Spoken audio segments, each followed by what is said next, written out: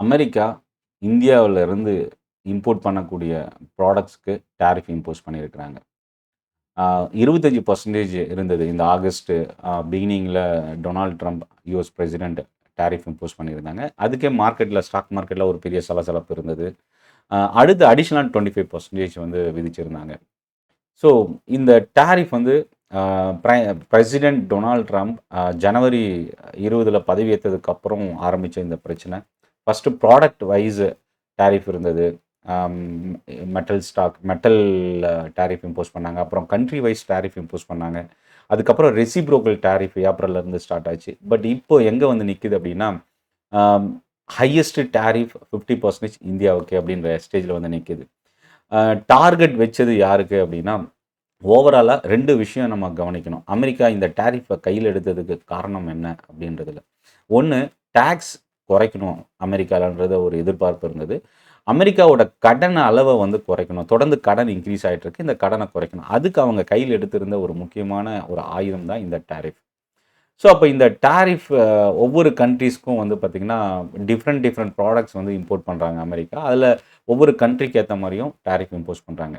உண்மையிலேயே இந்த டாரிஃப் வந்து ஒன்லி ஃபார் அம் அந்த அ எக்கனாமிய குரோ பண்றதுக்கும், டாக்ஸ குறைக்கிறதுக்கும், கடன குறைக்கிறதுக்கும் இந்த மட்டும் தான் எடுத்திருக்கிறாங்களா அப்படின்னு கேட்டீங்கன்னா, இதுல இன்னொரு பக்கம் அ அமெரிக்காவோட டாமினன்ஸ் வேர்ல்டு லெவல்ல அகைன் ரீட்டெயின் பண்ணணும். தொடர்ந்து அ அமெரிக்காவோட கரன்சி வந்து மேஜரா ப்ளே பண்ணக்கூடிய ஒரு ஸ்டேஜ்ல இருக்கணும் அப்படின்றது. ஏன்னா, இன்னைக்கு டெக்னாலஜி வளர வளர ஒரு கண்ட்ரி இன்னொரு கண்ட்ரியோட டிபெண்டன்சி வந்து குறைஞ்சிட்டு இருக்கு அப்படின்னு சொல்லலாம்.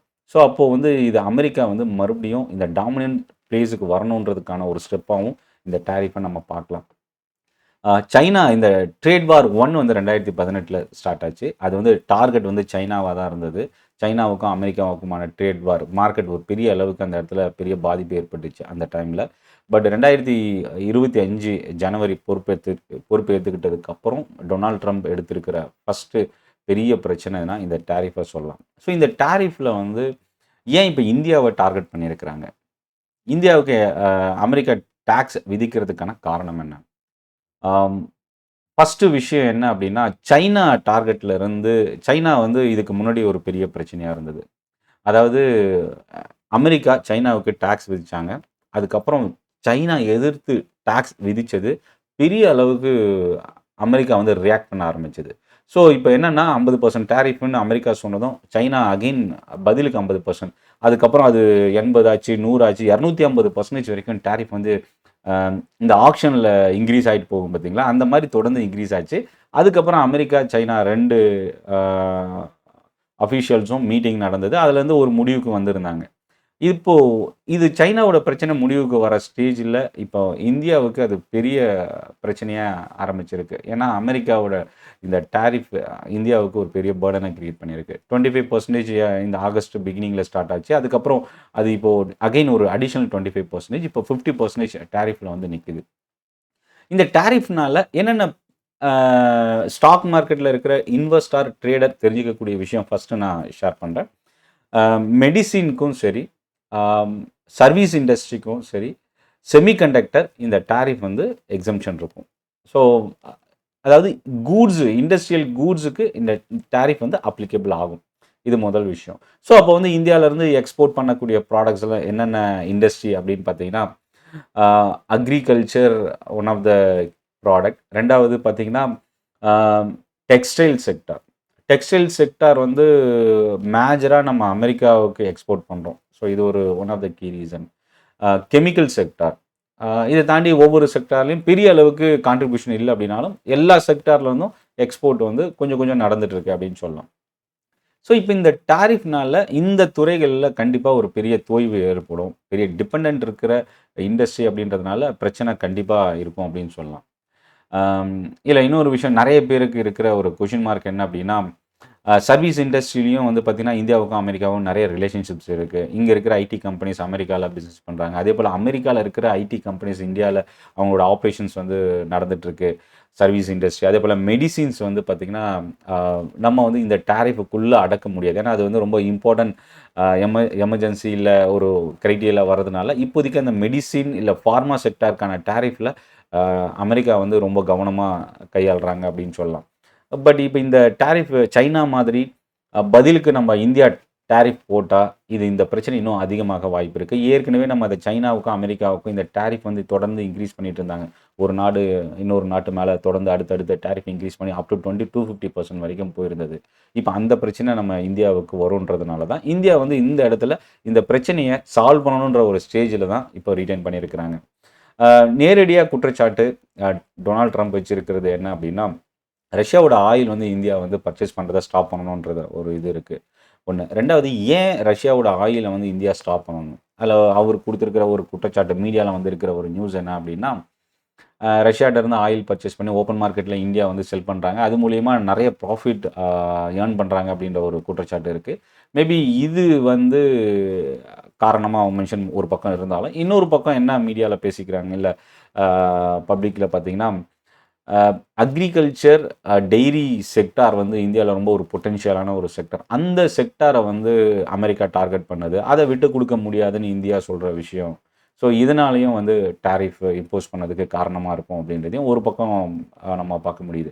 ரொம்ப முக்கியமான 3வது விஷயம் என்ன இந்த டாரிஃப் பிரச்சனை அப்படின்னா, அமெரிக்கா அ பாகிஸ்தானுக்கும், இந்தியாவுக்கும் இப்போ ரீசென்ட்டா வார் நடந்தது. அந்த வார நான் தான் நிறுத்தினேன் அப்படின்னு டொனால்ட் ட்ரம்ப் யுஎஸ் பிரசிடென்ட் குடுத்திருந்தார்.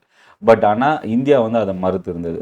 நேரடியா பதில் சொல்லல அப்படின்னாலும், இன்டைரக்ட்டா வந்து எந்த ஒரு நாட்டோட மத்தியஸ்தனாலயும் இந்த போர் நிறுத்தப்படல அப்படின்றத இந்தியா வந்து மென்ஷன் பண்ணியிருந்தாங்க. இந்த பிரச்சனையும் ஒரு ஒன் ஆஃப் த ரீசனா வந்து இந்த டாரிஃப்க்கு இருக்கும் அப்படின்றது தான் எல்லாரோட ஒரு விஷயமாவும் பார்க்க முடியுது. ஸோ, இப்ப இந்த டாரிஃப் எப்போ முடிவுக்கு வரும்? ஒண்ணு ரஷ்யாவோட ஆயில வந்து இந்தியா ஸ்டாப் பண்ணுமா? ஏன்னா, அது வந்து இன்னைக்கு ஒரு நாள்ல நடக்கக்கூடிய, இல்ல ஒரு நைட்ல நடக்கக்கூடிய விஷயம் இல்ல. 2வது இந்த இந்த ரஷ்யாவோட இந்த ரிலேஷன்ஷிப்ப ஸ்டாப் பண்றதுக்கு இந்தியா வந்து தயாரா இருக்குமான்றது ஒரு முதல் கொஸ்டின் மார்க். இதையும் மீறி அமெரிக்காவோட இந்த டாரிஃப இந்தியா சமாளிக்குமா? இல்ல பேசி ஒரு சுமூகமான முடிவுக்கு வருமா? இதெல்லாமே அடுத்தடுத்த பிரச்சனை. இதுல ரொம்ப முக்கியமா கவனிக்க வேண்டியது என்னன்னா, இந்த டாரிஃப் 50% ஒரு பெரிய பாதிப்ப இந்தியாவோட எக்கனாமில ரிஃப்ளெக்ட் பண்ணும் அப்படின்றது ஒரு விஷயமா எல்லாரோட அ ஃபோக்கஸாவும் இருக்கு. ஆனா, இதுல இன்னொரு கவனிக்கக்கூடிய விஷயம், இந்த 50% தான் டாரிஃப் இந்தியாவுக்கு. இதுக்கு மேல இருக்காதுன்றதையும் நம்ம சொல்ல முடியாது. ஏன்னா, தொடர்ந்து இந்த ட்ரம்போட இந்த 50% டாரிஃப இந்தியா கேர் எடுத்துக்கல, இல்ல அதுக்கான ஸ்டெப் எடுக்கல அப்படின்னா, மறுபடியும் டாரிஃப் விழறதுக்கான வாய்ப்பும் இருக்கு. ஸோ, அப்படி விழும் பட்சத்தில் மார்க்கெட் வந்து இன்னும் சலசலப்பும், பாதிப்பும் அதிகமாகறதுக்கான சான்சஸ் இருக்கு.